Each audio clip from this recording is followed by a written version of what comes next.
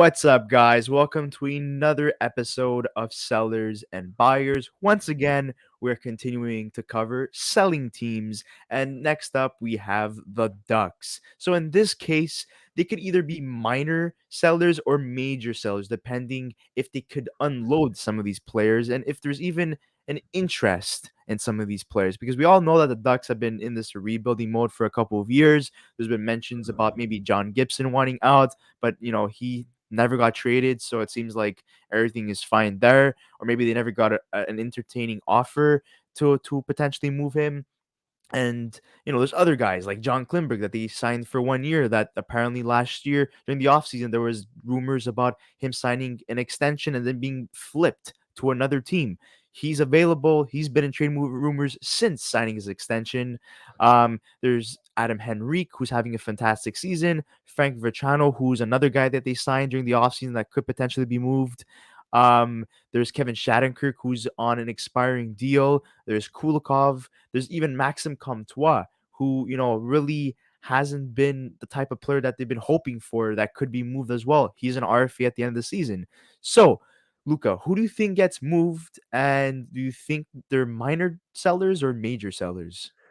Well, I think for the Ducks, I wouldn't call them major sellers. Like I know that they're one of the worst teams in the league this year, but honestly speaking, if you look at their roster, Ryan Strome is a guy they're going to keep. Vetrano, I think they just signed him. They're going to want to keep him. Comtois, they've been trying to move for a while. I think he gets moved. Lundestrom, I don't think is going anywhere. Derek Grant, I mean, if a team comes in, they might move him. Right? They're keeping Troy Terry. They're keeping Trevor Zegras. That's not an issue. Really, it becomes. I think the main assets are really three guys. Actually, four guys. Adam Henrique, I think, is a guy that could potentially be moved. He makes 5.825 million for the next 2 years. He's having a really good year this year in Anaheim. I think he's a guy that if a team is interested, he could definitely be moved to potentially a contender. He's also got another year left after this year, so there's some cap control there with him. I think he gets moved, but I think for the Ducks, it's going to be about the defensive core more importantly. John Klingberg, I think, is definitely gone 100%. He hasn't had the season that I think he's wanted to have, or the season that I think the Ducks have wanted him to have too, because I think his value is very low at the moment compared to where it was last year. Yeah, 19 points in 44 games, 6 goals, 13 assists, minus 25. We already know he's not the Yeah. best defensive defenseman. He's more of an offensive defenseman. But, the essentially, I don't know if the Ducks were trying to compete this year because last year they were pretty surprising. They were in conversation of potentially making a playoff spot. That didn't happen. They failed to make the playoffs, but they played a lot better than people were expecting this year. They're basically where they're expected to be, a bottom feeder team. But it seemed to me that John Klingberg was trying to be like an asset for them, sign him, utilize your cap space, then flip him at the deadline. And it seems like even though there's teams like the Kraken and the Oilers that are interested in Klingberg, I don't think he gets moved. He has a 10-team trade list, so no trade list in this case. So that's part of his contract. So it's going to be kind of interesting what happens with him. And there's a lot of people saying stay away from Klingberg. There's been a lot of articles about the Kraken. They should stay away from Klingberg, even though they would like to enhance their defense. They added, Jacob Megna, who already got a goal and assist in his first game with the Seattle Kraken. So, are they looking to continue to add on defense? It really comes down to his cap hit in terms of the player that he is. And I don't think, I think he does get interested by interest and traded, but I don't believe that the value in terms of this player is significantly high.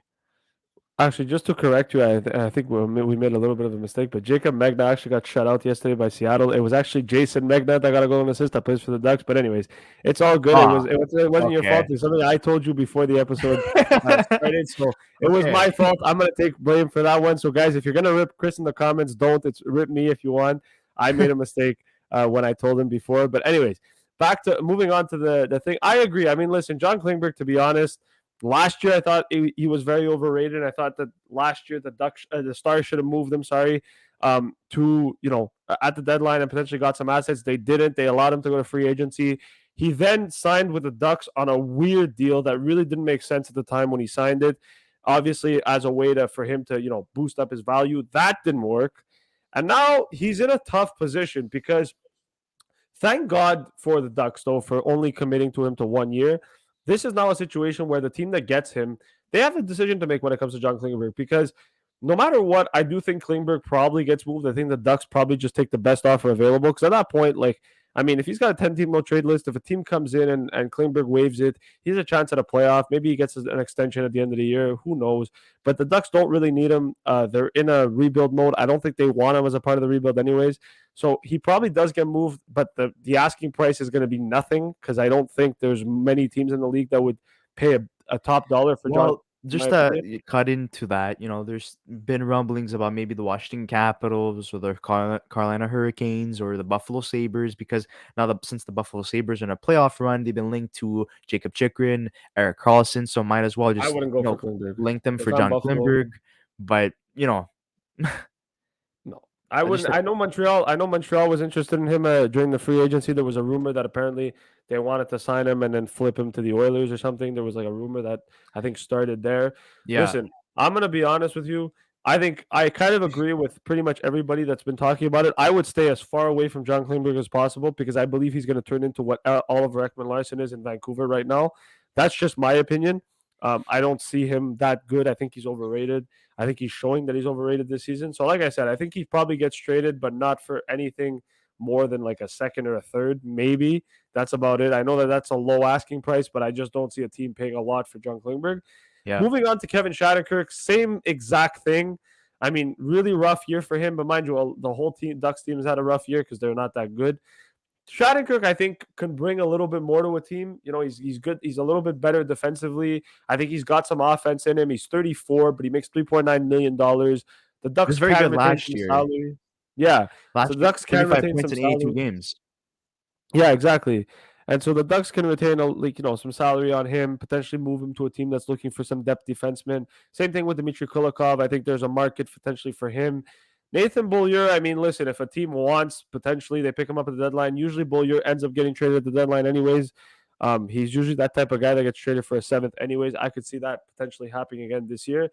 In terms of the forward core, I mean, listen, apart from Adam Henrique, Comtois, to be honest, we've seen him in trade rumors. There's been talks that potentially Montreal would want to bring him in and see what he could do. There was rumors that if the Oilers wanted to trade Puljujärvi, that likely Comtois could have been a guy that went the other way in a move that could see Puljujärvi come to Anaheim. I still think that's a possibility. I think Comtois is a good third line guy. I think I think he needs a change of scenery. He's still 24, can help a team out, but it really depends on him. But in terms of that, I just don't really think the Ducks can get a lot for a lot of their guys. Jacob Silverberg, maybe if there's a market for him, he gets moved. But Yeah. like besides that, like I said, I don't think Strome gets moved. I don't think Vetrano gets moved. And like Derek Grant, if like I said, if a team comes in with an offer, maybe the Ducks take it into consideration. But really, they're a young team, right? McTavish is coming up. Trevor Zegras is coming up. They have Troy Terry they need to sign as well. So the Ducks are going to be in a very interesting cap situation next year. And then there's John Gibson. And John Gibson, I think, is maybe a guy that is underrated. I don't think he gets traded during the deadline, but he's a guy that I think probably gets moved sooner rather than later. Um, he's expressed how he's been disappointed with the play in Anaheim and now he wants something better. I think it could happen. I just don't know if it happens at the deadline. But for the Ducks, there isn't really much, and that's just because they don't really have that many good players. I think for the most part, it's a lot of guys that are just fillers. And like I said, I think probably the most value they're going to get is probably for Adam Henrique, in Yeah. my opinion, if they move him, just because I He's think the he's prize probably the best possession. player. Yeah, he's probably the best player they have that they can move. Because besides that, like I said, Klingberg's not getting much. Same with Shattenkirk, same with Kulikov. And then maybe Silverberg, but even at that, I don't think Silverberg gets more than Henrique. And then Comtois is a guy that needs a change of scenery anyway. So, he's probably a throw in a deal that becomes bigger. So I don't know what the Ducks are trying to do. I do believe they're sellers. I do think a few of these guys are going to get traded, but I don't think that they're as big as Chicago. I don't think they're as big as Arizona. I don't even think they're as big as Vancouver in terms of the assets and the quality of assets that they have potentially to move. Just because, yes, they're not having a great year, but they also don't have many guys that are movable because a lot of them aren't that good or, are too old and have a long-term contract. And obviously their three best players are all rookies, right? Troy Terry, Mason McTavish and Trevor Zegras. So Yeah, very young team in terms of players they have moving on into the near future. Adam Henrique is their prized possession. I would say that they should try to get a first round pick out of him, if not, a second round pick and a B level prospect. He has 31 points, 51 games, 19 goals, 12 assists for only -3 in terms of plus and minus. Um, yeah, he's a Klingberg, guy that on a better team would be so much better. yeah, Klingberg, that's a guy I would stay away from, but I do believe he will be traded. Jacob Silverberg, a guy that I would stay away from too because of his salary cap hit. If he gets paid a little bit over $5 million until 2024, 2025, and he only Oh, has 2023, 13 points 24. in 51 games. He gets paid till And 2023, 24. So next year, till next year. well, he's a UFA in 2024, 2025, Yeah, so that's what I was that's alluding what you to. said. Yeah. Kulikov, like we said in a trade bait video, he's a guy that once all the top defensive trade bait players are traded, he's a leftover guy. Okay, let's add him. Whatever it is, what it is. Maxime Comtois, he's a reclamation project essentially for any team who takes him. He's 24 years old, only 9 points in 41 games, 5 goals and 4 assists. Not that great. He could come as a low risk, high reward asset for a team that acquires his services. And in terms of like other guys like Derek Grant and Nathan Beaulieu, maybe traded for like a 6, 7 round pick or not even traded at all. Um, yeah, so I think they're going to be minor sellers. I don't think, even though they have some assets left to give, because we're in an era essentially where teams are so tight with cap space. Some of these guys have really bad cap hits, so I don't really think Well, everyone gets traded. I think there's one thing that the Ducks might do. They may take on bad contracts. So what I mean Yeah, by that is they may be a team that decides, hey, we'll take some bad contracts on, acquire a few picks and draft picks. I think that's probably what their best bet is going to be in terms of if they want a solid trade deadline, right? Like if a team is looking to shed cap space, I think you call Anaheim and you see what you can do there. That's probably going to be their best way of generating a lot of assets, just because the players they have are not top tier enough for them to get a lot out of them. yeah, So essentially, that's what it is. And I think for the players that they are trading, I don't think they're going to get a lot as in terms of trade value apart from Adam Henrique. And even then, maybe Adam Henrique doesn't even fetch a lot. It all comes down to, does Ryan O'Reilly get traded? Does Jonathan Taves get traded? Is Sean Monahan healthy enough to be traded? Because those are all centermen that are above Adam Henrique, in my opinion, in terms of trade bait. But if those guys are not being traded, Adam Henrique becomes a prized possession easily in a matter of seconds if that happens. So, guys, we'd like to hear your thoughts in the comment section below in terms of who gets traded by the Ducks. Are they going to be minor sellers, major sellers? Out of the guys we've named, who do you think will get traded and what will they get traded for? And don't forget to like this video, subscribe to our channel if you haven't already, and we'll see you in the next episode of the Young Guns podcast.